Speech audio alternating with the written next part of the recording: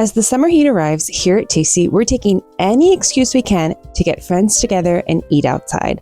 So today we're showing you 3 of our favorite ways to grill a whole chicken fit for a crowd.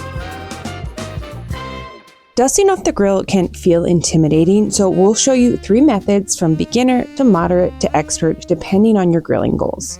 There are a few basic tools that make grilling easier. We like to keep a sheet pan, tongs, a grill brush, kitchen shears, a pastry brush, and an instant read thermometer on hand for most of our grilling recipes. If you're just getting into grilling, a quarter chicken is a great place to start, and our Cajun grilled chicken with Alabama white sauce is one of our favorite recipes. You can buy leg quarters and breasts at the store. We like to keep the skin and bones on the leg quarters for extra flavor, but we like using boneless, skinless breasts for ease. What gets that perfect char without overcooking here is a 2-zone cooking. Start by preheating your grill to have one side be ripping hot, about 450 to 500 degrees, and one side completely off. If you're using a charcoal grill, just pile the charcoals on one side of the grill to concentrate the heat.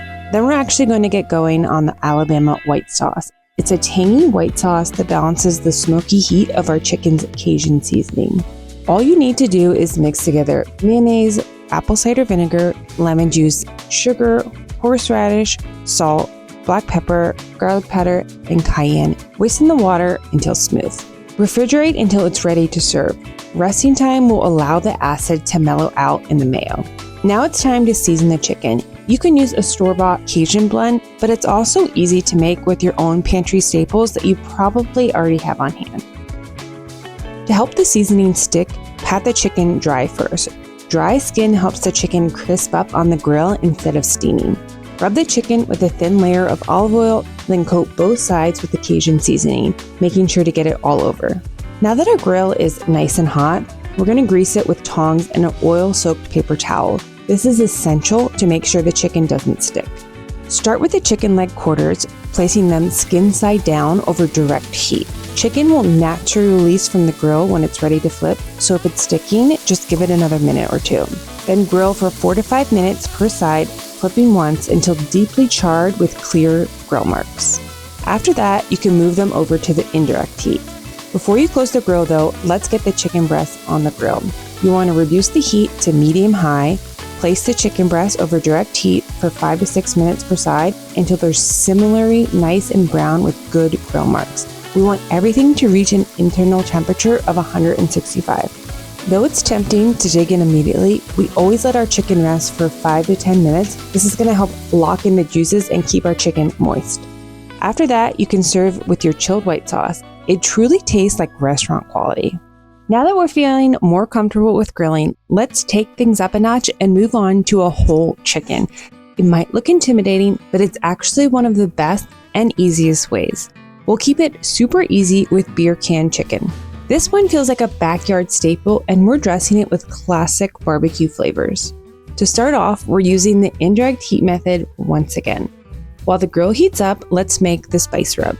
We found that this combo caramelizes nicely on the grill with a little bit of brown sugar while adding layers of smoky heat from smoked paprika, cayenne, and mustard powder. Pat the chicken dry with paper towels and give it a nice rub with olive oil. Don't be shy with the chicken's cavity because we want to pack on that spice mix in and outside of the whole bird for maximum flavor. Set the chicken aside and prep the beer can. We recommend using a light pilsner since hoppier beers can turn bitter as they reduce. Non-alcoholic beer works great here too. Open the can, pour out about half, save it if you want to drink it later, and then add the garlic cloves and thyme sprigs right into the can. It's helpful to place the can on a small sheet tray that can go directly on the grill, and then slowly lower the chicken cavity onto the beer can so the chicken can stand up.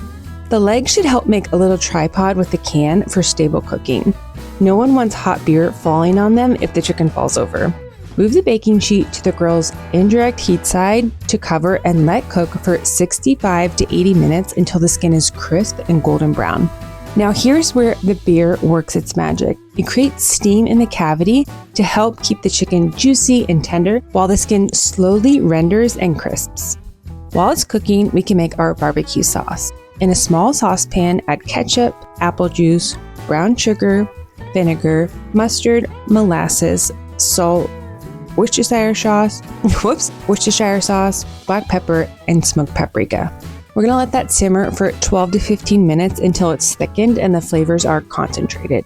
When the chicken has about 10 minutes left to cook on the grill, brush a generous layer of the sauce all over the chicken. You can do this a couple times, letting the saucy chicken cook in between. We found that multiple layers makes for optimal caramelization and flavor on the chicken. Let the chicken rest for 10 minutes before removing the beer can and carving. We like this chicken served with a little additional barbecue sauce on the side. For our last chicken recipe, we're making a spatchcock grilled chicken with lots of fresh herbs and a bright green goddess sauce. It looks impressive enough for a dinner party, and this technique actually helps it cook faster and more evenly on the grill. Spatchcock just means removing the backbone and flattening the chicken so it cooks more evenly. It sounds intimidating, and it's actually pretty simple once you get the hang of it. We recommend using kitchen shears instead of a knife. They're faster, safer, and much less likely to slip. You want to make sure you're cutting the cartilage, not the bone. It's easier and cleaner. Then you flip the chicken over and press firmly on the breast until it cracks to lay flat. Tuck in the wings and trim any excess fat near the cavity. This will help reduce flare-ups and burning as you grill. And just like that, your chicken is spatchcocked. And don't throw away that backbone, you can use it for homemade stock later. Once your chicken is prepped, it's time for a buttermilk brine with lemon juice, salt, pepper, garlic, shallot, and thyme. You want to make sure the chicken is fully coated and then cover and refrigerate for 8 to 12 hours so it can really soak up the flavor. The buttermilk helps tenderize the meat, retain moisture, and create a deeper browning on the grill. It is seriously an MVP ingredient for grilled chicken. When you're ready to grill, remove the chicken from the marinade and pat off any excess brine to allow the chicken to crisp up. Do not rinse it. You'll remove the flavor and surface proteins that help the skin brown. Your chicken will cook more evenly if it comes to room temp before grilling, so let it sit out while our grill heats up for 2-zone cooking yet again. Now it's time to make the green goddess sauce. It's full of fresh herbs and has some zing from that jalapeno that makes it feel like the perfect summer grilling condiment. You just blend all the ingredients together until smooth and bright green. If it gets too thick, just add a splash of water to loosen it up. Then stick it in the fridge until it's serving time to let those flavors really meld. On your hot grease grill, you want to place your spatchcock chicken skin side up on the indirect heat side of the grill. Point the legs towards the hotter side of the grill and let it cook covered for 30 to 40 minutes. The thickest part of the chicken should be about 160 degrees and the thighs should be about 165. After that, we flip it just to crisp up a little bit on that skin side over the direct heat. After a 10-minute rest, our chicken is ready to be served with our spicy green goddess sauce. I mean, how can you not be impressed with that spread? It's gorgeous. It's gorgeous. Okay, that was a lot of chicken talk, but we hope you feel like a grill master and ready for any summer festivities. As always, you can find each of our 3 recipes linked in the description below. And let us know what you would like to learn next on TC 101. Happy grilling!